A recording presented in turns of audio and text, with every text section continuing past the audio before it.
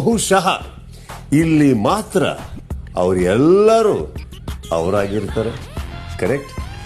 Something special ಅಂತ ಒಳಗಡೆ ಕ್ಯಾಮ್ರೇನು ಇಟ್ಟಿಲ್ಲಲ್ಲ big boss. I mean, ಬೇಡ ಬಿಡಿ, ನನಗ್ಯಾಕೆ ಬಿಗ್ ಬಾಸ್, ನನಗ್ಯಾಕೆ? ಒಂದು ಆಸ್ಟಿಚ್ ಒಂದು ನೋಡಿದೆ ಬಿಗ್ ಬಾಸ್, ಆ ಕಡೆ ಒಂದು ಈ ಕಡೆ ಒಂದು. ಸಿಂಬಾಲಿಕ್ ಆಗೇನೋ ಇರ್ಬೋದು, ಗೊತ್ತಿಲ್ಲ. ಸೀಸನ್ ನಡೀತಾ ನನಗೂ ಗೊತ್ತಾಗುತ್ತೆ. Welcome to Bigg boss.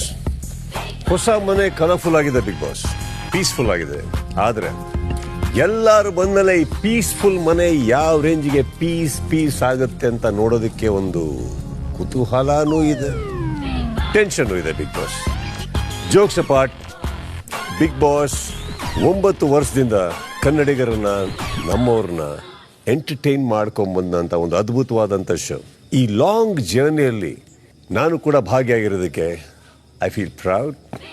So entire team of big ಬಾಸ್ಗೆ ಥ್ಯಾಂಕ್ಸ್ ಹೇಳ್ತಾ ಇದ್ದೀನಿ. ಬಿಗ್ ಬಾಸ್ಗೆ ಕೂಡ thank you. Big boss, thank you so much. Sudeep, ಇದು ಬಿಗ್ ಬಾಸ್ಗೂ ಖುಷಿ ತಂದಿರುವ ವಿಷಯ.